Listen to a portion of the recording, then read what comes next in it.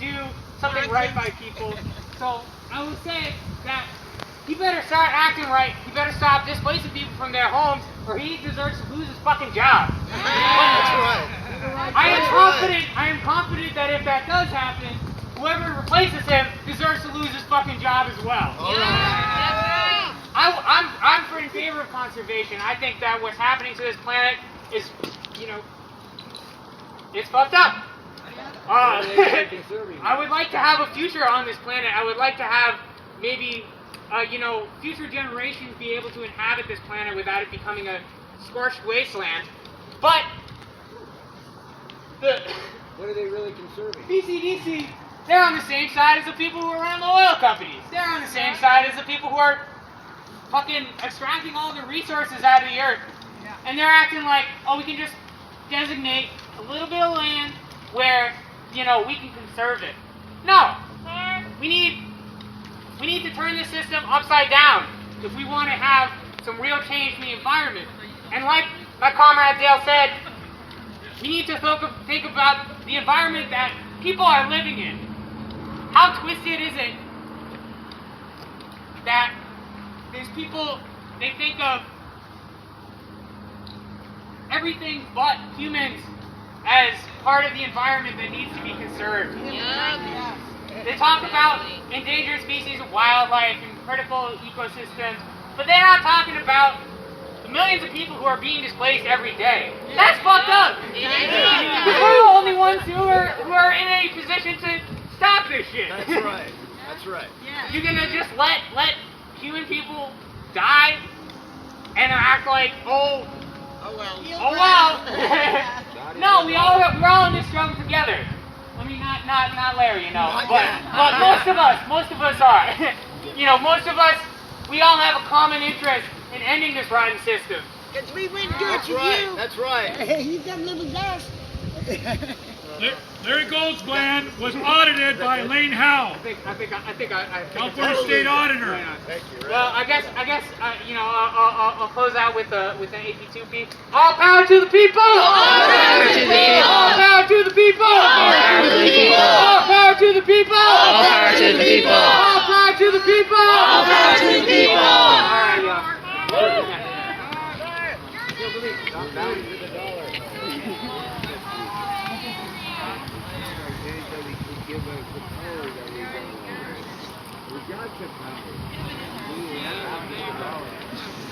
Larry Goldsbland was audited by Elaine Howe, the California State Auditor, and she determined that Larry Goldsbland and BCDC were a failure at enforcement.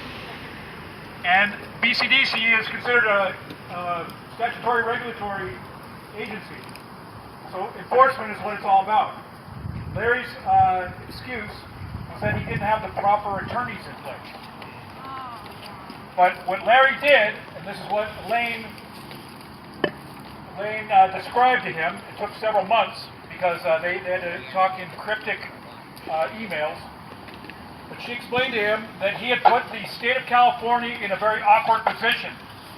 That everyone who he had enforced upon incorrectly could now sue the state of California. And everyone who he had not enforced upon incorrectly could also sue.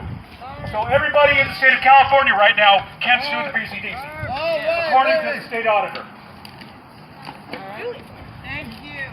I want to remind everybody here right now that I and you are here as enforcers. We are not even though we may have been victimized. At the moment, we are here as enforcers. We, the people, have all the power. Right. Our Constitution puts no limitations on you or I. Our Constitution only puts its limitations on those who are employed by us. In other words, those who we elect and those who they appoint are all empowered by us.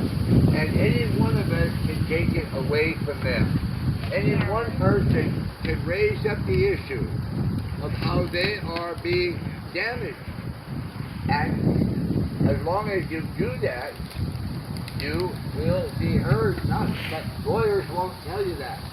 If you don't actually do your own homework, you will be a helpless slave to lawyers and school teachers. And you can't trust them because they really don't know any better. Unless you do your own homework. And it's not that difficult. It took me a long time before I ever actually read the Constitution. And I only say to you, right at the moment, it doesn't depend upon the elected people of the county or the state. It depends upon you. You have the power to put the brake on the whole operation. And by the way, we are doing that. Dad, can I just say one? Dad, can I say one thing? We're getting success here. I just want to say one thing. Okay, good. Just so everybody knows, my kids were taken because they said because the toilet on my boat wasn't working. Okay, so they called it unfit living conditions. I was not there. My mother. They told my mother they were going to put my kids and her in a motel. And then they got her to go to the police station to just find out where they were going to put them. They said they couldn't reach me on the phone to get permission to put my kids in a motel. So they took my children into custody. And when I contacted them, they refused to give them back. Shame. And this is what forced me to look at the law of how they take any of these children. And what they're using is what's called support for dependent children. They're supposed to come with money, according to the money in the Social Security Act, but it gives them all this. When they come, they say, oh, we're coming Title IV, Section E, which is aid to dependent children. Well, aid to dependent children is defined right there in the Social Security Act as you arrive on the scene as an assessor, not an investigator. You're not there as any kind of judiciary strength. You're there as an executive of the executive branch, administering your welfare to arrive and assess what you need, all of you. When they arrive at your boat and they say, well, this isn't fit, they're supposed to be there to give you your money that they have to manage for you to give you what you need. And instead, they kidnapped my children. There's no court right now that you can go into and file paper. I walked in there, I filed paperwork. They told me drop it in a box from behind a glass. And I said, what happens to my receipt? How do I know you're not going to take paperwork out of my paperwork? Where's my receipt? He said, we're not making copies anymore. And I said, so I get no receipt of my paperwork? That means that the system is no longer there. It's not there at all. And according to the law, if a law is unenforceable, which means if they can't keep it in order, it's null and void. So right now, your court system, which means your police force right now, is null and void. They have no authority because you have no recourse. And in order for them to have their authority according to the Constitution, you have to have a recourse. And there's no recourse right now for any of us. And when they arrive on all of our scenes, they're supposed to be coming with our money to find out what we need. Yeah.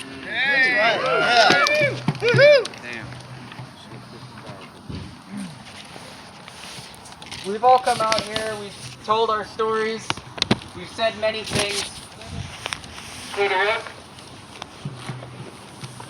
The mission statement of the BCDC is to preserve public parks for recreational purposes. Picnicking, swimming, that kind of bullshit. Is that why you're evicting people, Larry? Because you want to go out and fucking play? Bullshit, dog. You're nothing but a pathetic fucking exploiter and a murderer. All of you on that commission are attempted murderers. You have no real power. You have no real power. All real power is in the hands of the people, and it's only from the barrel of a gun. Fuck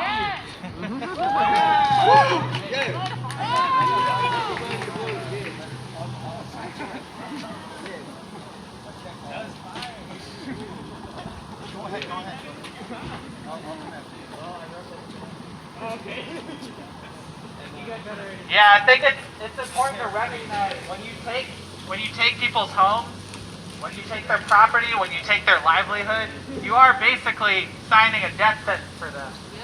And it's a legal death sentence. It's something the government's actively allowed to do. A lot of the time, even just the threat of eviction is enough to scare people into leaving. Even if most of the time these things don't mean anything. I mean, we've seen these past couple weeks at Union Point that many residents are afraid that the city's going to come through and start clearing people out. And that's how they operate when they're sweeping encampments. If they just send one or two people to come through and be like, oh, maybe we're going to come through next Friday, you know, y'all are going to have to move this and that. And they just keep people on edge. And that stresses somebody out. That really, you know, it's pretty messed up. Oh, there's a car coming through. It's pretty messed up stuff, but I think it's important to recognize overall just a part of a larger tactic to keep people down. Now, I want to speak a little bit about one of these different ways that they're trying to really ramp up the city of Oakland's efforts to displace people, which is what's known as the encampment management policy. Now I know what's happening at Union Point.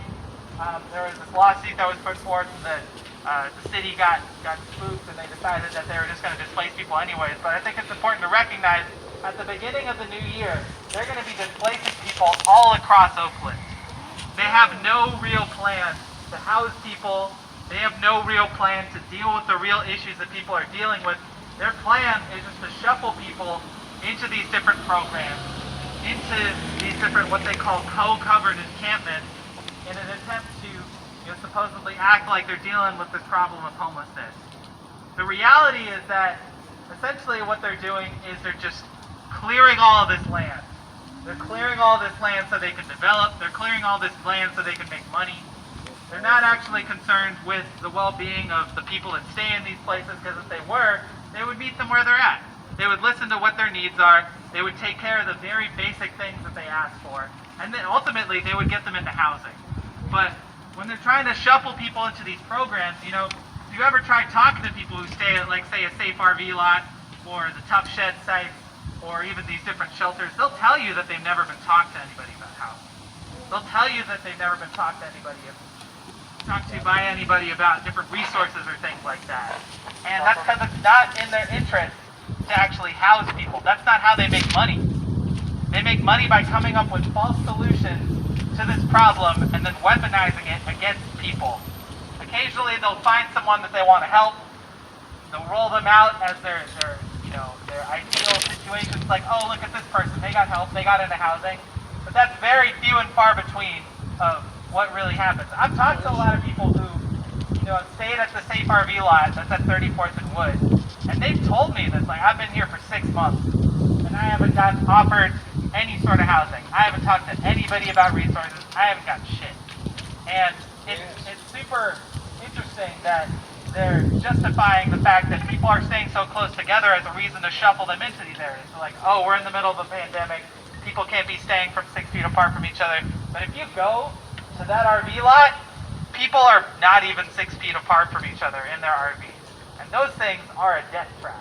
There was a fire there about a month ago, and that could have gotten way worse, especially if they end up developing much larger RV sites like the one that they're supposedly planning to do at Wood Street, where people probably won't even have 6 feet between each other if they line up hundred something different RVs in there. So I think it's important to recognize that the plan that the city is putting forth is not actually meant to solve this issue, and the best way to solve this issue is not just to listen to the needs of the people, but for us to come together collectively and pressure the city and struggle against these forces. The only way we're going to make a change is if we struggle together and if we actually push them and expose them for what they're really doing. Right. Yeah. Anybody got any ideas for a chance? All right. Oh yeah, I got an idea. I was just up there. Do any residents want to use this? I was just up here, so I just want to check. Yeah, just really quickly. I think we should all give ourselves a hand and a foot for showing up here, for being here, and that this is the beginning and this is not the end. This is how we start, it's not how we finish. Every Saturday, we've been meeting from before coronavirus in Sausalito, at Napa and Bridgeway, where they took away a dock for the anchor outs, and where we're observing the Holy Sabbath. This is a sabbatical year. It began in September, it ends next September. That this is a year to rest, to not worry about our debts, to not even worry about the food that we're going to eat. That this year will all be provided for when we can connect to the unity.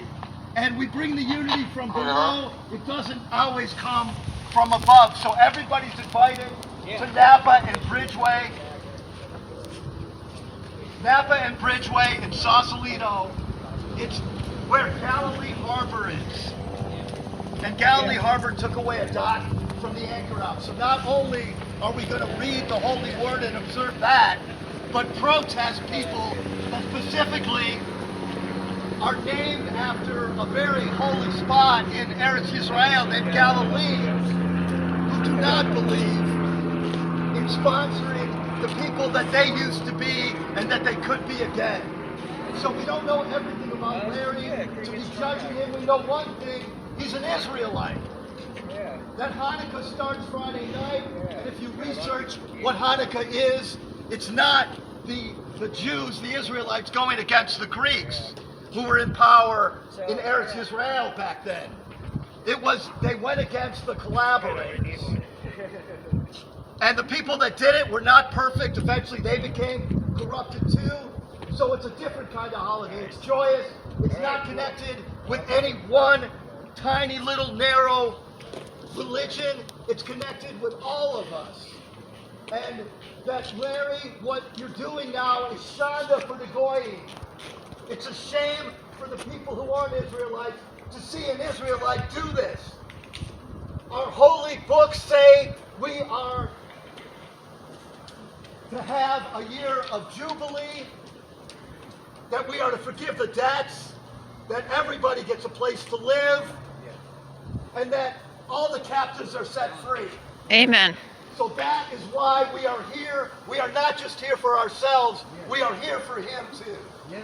So thank you for showing up, and thank you, Larry, for not showing up. Thank you, Joshua.